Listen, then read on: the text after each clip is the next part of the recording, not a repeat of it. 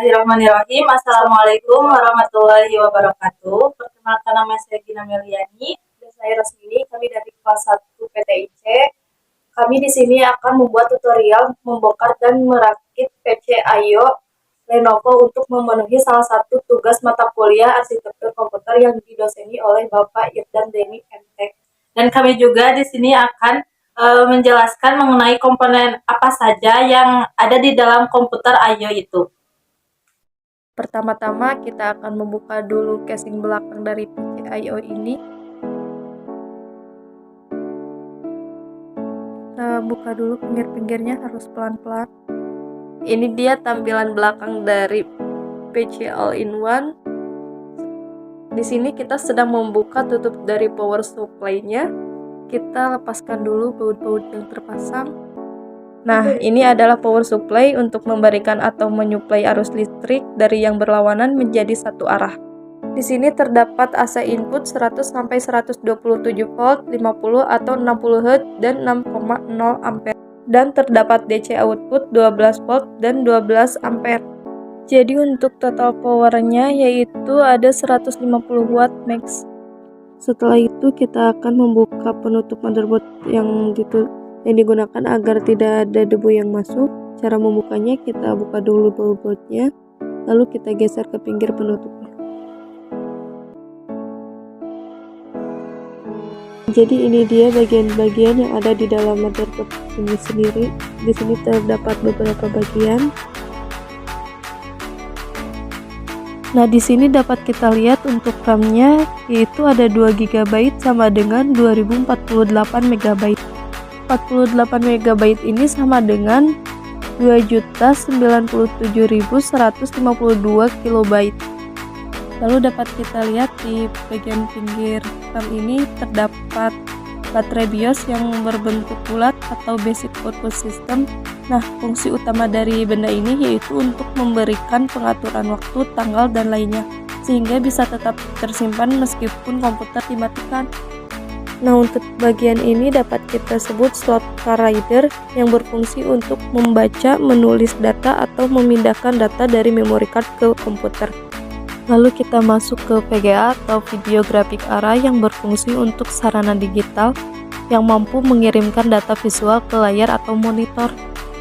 Nah, kabel ini merupakan SATA atau Serial Advanced Technology Attachment, yaitu kabel yang digunakan untuk menghubungkan berbagai perangkat dalam CPU sehingga komputer bisa berfungsi normal. SATA ini juga memiliki kecepatan transfer data maksimal sebesar 6 GB per second. Di samping kabel SATA ini terdapat kabel-kabel yang memiliki warna yang berbeda. Nah, setiap warna ini juga memiliki peran yang berbeda. Pertama ada warna kuning yang memiliki lebih dari 12 volt, lalu ada warna hitam yang artinya ground, lalu ada kabel berwarna abu yang artinya power good yang berfungsi untuk sinyal kontrol yang dihasilkan dari power supply untuk memberikan komputer bahwa tegangan DC-nya berfungsi sebagaimana mestinya. Lalu di sini terdapat warna ungu yang merupakan tegangan agar standby sebesar lebih dari 5 volt atau maksimal 10 mA. Lalu ada warna hijau yang diartikan power on atau sinyal kontrol yang menarik hingga lebih 5 volt pada power supply. Lalu di sini terdapat soket prosesor yang memproses seluruh kegiatan yang dilakukan oleh komputer. Nah, di sini saya akan membongkar dulu power supply-nya. Kita akan mencabut dulu bagian-bagiannya. Selain itu, di bagian pertama ada colokan untuk HDMI atau Definition Multimedia Interface, yaitu salah satu antarmuka peralatan audio atau video digital tanpa konversi yang didukung oleh industri. Lalu yang kedua, di sini terdapat seri port atau port seri yang umumnya berfungsi untuk menghubungkan perangkat eksternal seperti modem, mouse, atau keyboard. Lalu di bagian ketiga ada RJ45 yang merupakan kabel ATA yang digunakan untuk menyambungkan kabel jaringan. Di bagian keempat terdapat colokan untuk power atau untuk memasukkan aliran listrik. Dan di bagian terakhir ini terdapat colokan untuk USB. Ini dia proses untuk mencabut bagian power supply-nya terlebih dahulu.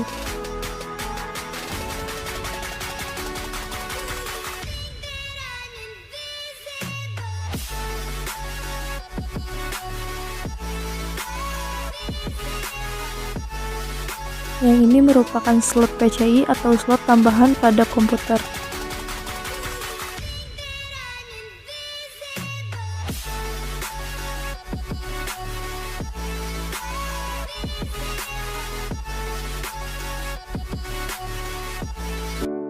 Lalu kita akan membuka hard disk, yaitu penyimpanan media yang bisa digunakan untuk menyimpan data termasuk juga sistem operasi. Lalu kita akan mencabut chip yang menyambung ke dalam hard disk.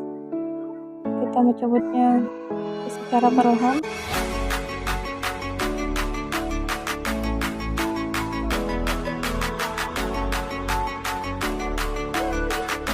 Nah, ini dia hard disk penyimpanan media yang akan digunakan. Ini merupakan kipas heatsink prosesor yang berperan untuk menghidupkan kipas pendingin prosesor.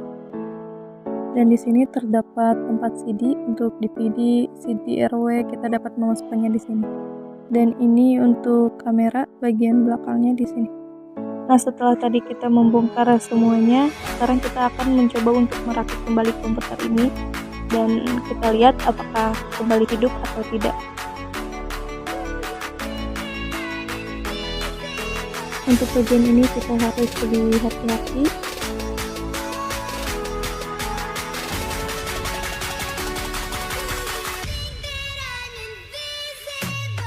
Nah, di sini jangan lupa untuk memasukkan kembali kabel daya motherboard-nya, karena kalau tidak dimasukkan, mungkin komputer tidak akan menyala.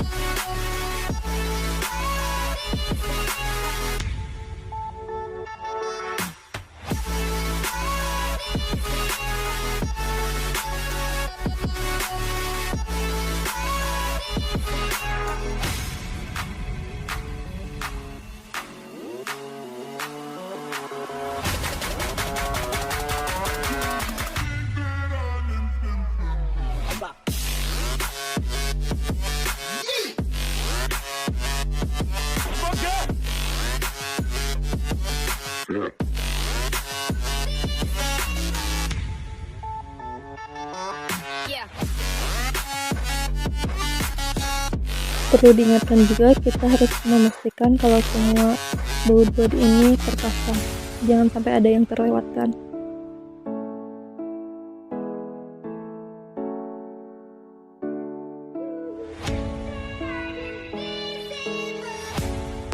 Kita cek dulu apakah semua di bagian ini telah terpasang dengan benar.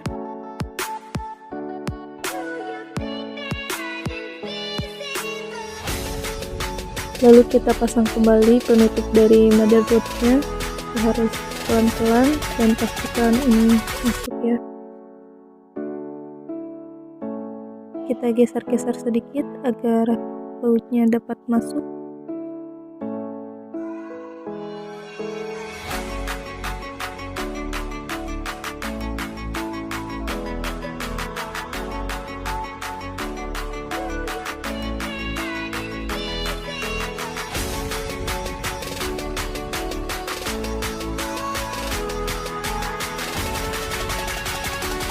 Oke, setelah itu kita akan kembali menutup power supply-nya.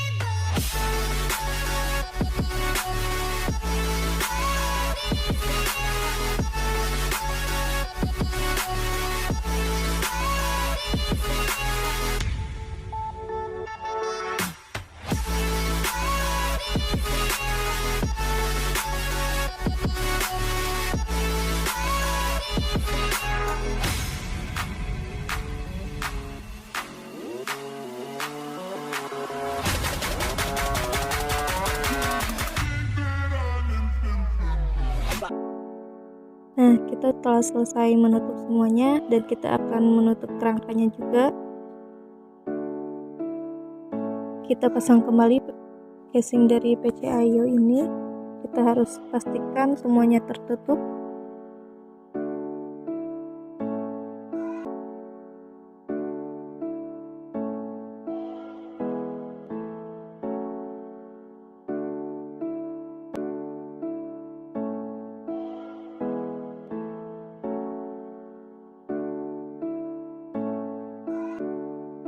Kita tekan-tekan bagian pinggirnya, tapi kita harus pelan-pelan, takutnya ada yang pecah. Setelah itu kita kembali memasang dudukan dari PC ini.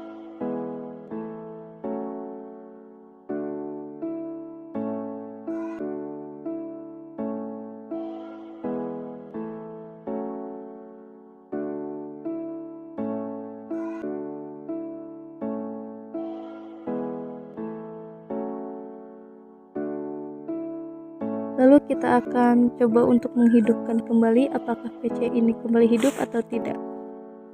Dan ternyata PC ini kembali hidup. Itu dia tutorial cara membongkar dan merakit PC Ayoy dari kami. Mohon maaf apabila ada kekurangan dan kesalahan, karena kami masih dalam belajar. Ya, video dari kami. Wassalamualaikum warahmatullahi wabarakatuh.